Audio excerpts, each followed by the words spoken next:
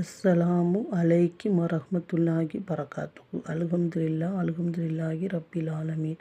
அல்லாஹும்ம ஸல்லி அலா முஹம்மதின் வஆலி முஹம்மதின் கமா ஸல்லைத அலா இப்ராஹீம வஆலி இப்ராஹீம இன்னக ஹமீதுல் மஜீத். அல்லாஹும்ம பாரிக் அலா முஹம்மதின் வஆலி முஹம்மதின் கமா பரக்கத அலா இப்ராஹீம வஆலி இப்ராஹீம் இன்னக ஹமீதுல் மஜீத்.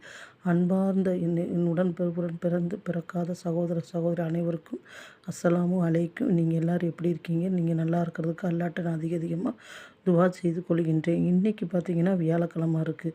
இந்த வியாழக்கிழமை அல்லாஹ்வோட தூதர் நம்மளை செய்ய சொன்ன சில விஷயங்கள் இருக்குது. அந்த விஷயங்கள் என்னன்னு நம்ம தெரிஞ்சு அதை நம்ம வாழ்க்கையில் பின்பற்றினோம்னா அல்லாஹ் சுப்ஹானஹு தஆலா நம்ம வாழ்க்கையில் பரக்கத்தையும் செல்வத்தையும் அது மட்டும் இல்லாமல் நம்மளோட கவலை கஷ்டங்கள் துன்பங்களை நீக்கக்கூடியவனாக இருக்கான்.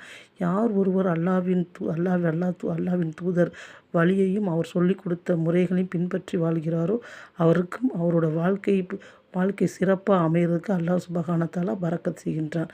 அதாவது அல்லாஹ்வோட தூதர் தன்னோட வாழ்க்கையில் சொல்லியும் செஞ்சும் காட்டுட்டு போன சில விதிமுறைகளை இன்றைக்கி அதாவது சுன்னத்துகளையும் அவங்க செஞ்ச நல்ல அமல்களையும் நம்ம தெரிஞ்சுக்கலாமா இன்ஷா அல்லாஹ்.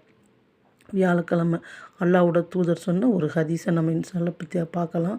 அல்லாஹ்வோட தூதர் சொன்னாங்க, திங்கட்கிழமையும் வியாழக்கிழமையும் அதாவது நம்ம செய்கிற நல்ல அமுல்கள் அல்லாஹ்விடத்தில் காமிக்கப்படுகிறதாம். அதாவது வாரம் இருமுறை நம்மளோட நல்ல அமுல்கள், நம்ம செய்கிற நல்ல அமுல்கள் கெட்ட அமுல்கள் நம்ம செய்கிற நல்ல விஷயங்கள் அல்லாஹ்விடத்தில் காட்டப்படுதான். அப்போ அல்லாஹ்வோட தூதர் சொன்னாங்க, என்னோட அமுல் காட்டப்படும் போது நான் ஒரு நோம்பாளியாக அல்லாஹ்விடத்தில் இருக்க விரும்புகிறேன் என்று சொன்னாங்க. அப்போ நம்ம வியாழக்கிழமையும் திங்கட்கிழமையும் நம்ம என்ன செய்யலாம்? நோன்பு வைக்கலாம். இது அல்லாஹ்வோட தூதர் சொன்னது மட்டும் இல்லை, தன்னோட வாழ்க்கையில் செய்தும் காட்டிட்டு போனாங்க. சுப்ஹானல்லாஹ். இரண்டாவது சொன்னாங்க, வியாழக்கிழமை இல்லை மகரிபிலிருந்தே வெள்ளிக்கிழமைக்குள்ள நேரங்கள் ஆரம்பித்து விடுகின்றன. நம்ம அன்னைக்கிருந்தே நம்மளோட அமுல்களை செய்ய தொடங்கலாம். குரானுங்கிறது நம்ம வியாழக்கிழமை வெள்ளிக்கிழமை மட்டும்தான் ஓதணும். ரமலானில் ஒரு மாதம் மட்டும்தான் ஓதணும்னு அல்லாஹ் சொல்லலை. ஆனால் அல்லாஹ்வோட தூதரும் அதை செய்யலை. அவங்க எல்லா நாளும் குரானை ஓத சொன்னார்கள். ஒவ்வொரு மக்ரிப் தொழுகைக்கு பிறகும் தினமும் சூரா வாக்கியாவும் தபாரக்கல்லதையும் ஓத சொன்னாங்க. வியாழக்கிழமை மகரிப் பிறகு என்ன சொன்னாங்க? சூரா காஃப் ஓதுங்க. நீங்கள் சூரா காஃப் ஓதுறனால உங்களுடைய சிறு பாவங்கள் மன்னிக்கப்படுது. தஜ்ஜாலுடைய குழப்பத்திலேருந்து நீங்கள் நீக்கப்படுறீங்க. உங்கள் நன்மைகள் அதிகரிக்கப்படுகின்ற அல்லாஹ்வோட தூதர் சொன்னாங்க. அப்போ வியாழக்கிழமை நம்ம மகரிப் பிறகு இன்ஷா அல்லாஹ் சூரா காஃப் ஓதலாமா? இன்ஷா அல்லாஹ். இதுக்கு முன்னுக்கு நம்ம ஓதாமல் இருந்திருந்தாலும் பரவாயில்ல, ஓத மறந்துருந்தாலும் பரவாயில்ல. இன்ஷா அல்லாஹ் வியாழக்கிழமை அதற்காக சில நேரங்களை ஒதுக்கி இன்ஷா அல்லாஹ் நம்ம ஓத முயற்சிக்கலாம். இன்ஷா அல்லாஹ் ஓதலாம். அடுத்து அல்லாஹ்வோட தூதர் சொன்னாங்க, சலவாத் கேட்டிங்கன்னா எல்லா நாளும் நம்ம சலவாத் ஓதுறது சிறப்பாக இருக்குது. அல்லாஹ்வோட தூதர் மீது சலவாத் ஓதுவதை அல்லாஹ் மிகவும் விரும்புகிறான். தன்னோட குரானிலே சொல்கிறான், நானும் மலக்குமாரும் சலவாத் சொல்கிறோம், நீங்களும் சலவாத் சொல்லுங்கள். சலவாத் சொல்கிறனால நமக்கு நிறைய நன்மைகள் இருக்குது. சொல்லிக்கிட்டே போகலாம். ஒரு தரமாக சொன்னோம்னா 10 நன்மைகள் எழுதப்படுது, 10 பாவங்கள் மன்னிக்கப்படுது, 10 படித்தரங்கள் உயர்த்தப்படுகிறது.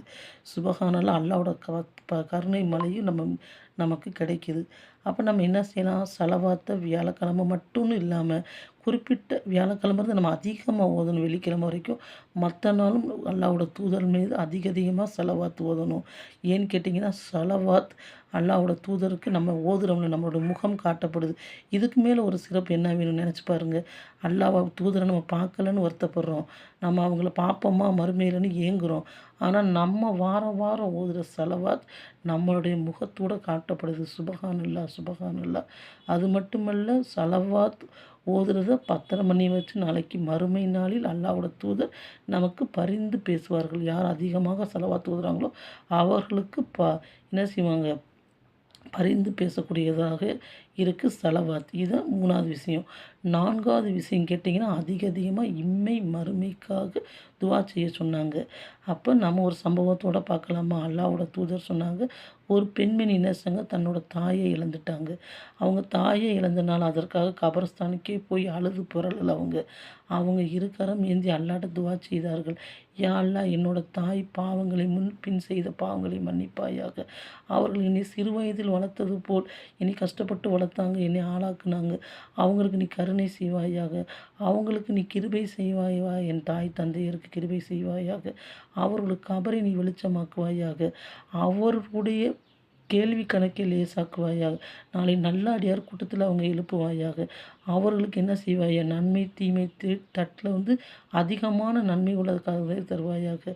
அது மட்டும் இல்லாமல் சிராத்தின் முஸ்தகின் பலத்தை நடக்கிறதுக்கு வேகமாக நடப்பதற்கு கிருபை செய்வாயாக. நபி அவர்கள் நீர் தராது நீர் கொடுக்கும் பாக்கியத்தை தருவாயாக. நபி அவர்கள் பரிந்துரை அவர்களுக்கு தருவாயாக. மேலும் சின்னத்திலே உயர்ந்த சொர்க்கமான பிரதோஷை தந்துருவாய் துவா செஞ்சாங்க. ஒவ்வொரு தொழுகையிலும் அந்த பெண்மணி அழுது என்ன செஞ்சாங்க, தன்னோட தாய் தந்தையருக்கு துவா செய்து கொண்டே இருந்தார்கள். மேலும் அல்லாஹ்வோட தூதர் சொன்னாங்க, ஒருவர் மரணித்து விட்டால் அவரை பின்தொடர்ந்தது 3 விஷயம்தான். 1, அவர் செய்த நல்ல அமல்கள். 2வது, அவருக்காக துவா செய்யும் சாலிக்கான பிள்ளைகள். 3வது கேட்டிங்கன்னா அவருக்காக செய்யும் தானம் தருமகள் என்று அல்லாஹ்வோட தூதர் சொன்னாங்க. அப்போ நம்ம என்ன செய்யணும், துவா செய்கிற பிள்ளைகளை நம்ம பெறணும், சாலிக்கான பிள்ளைகளை பெறணும் இன்ஷா அல்லாஹ். அப்போ இந்த 4 விஷயங்களை நம்ம இன்ஷா அல்லாஹ் பின்பற்றலாமா?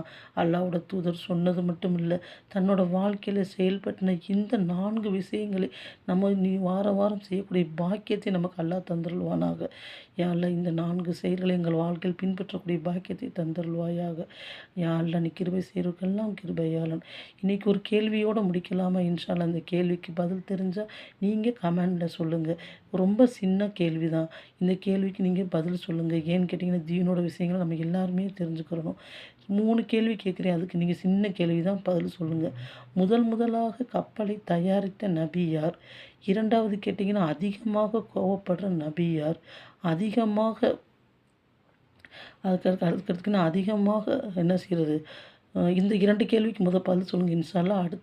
அடுத்த வீடியோவில் இதுக்கு பதில் தெரியல நான் சொல்கிறேன் இன்ஷா அல்லாஹ். இந்த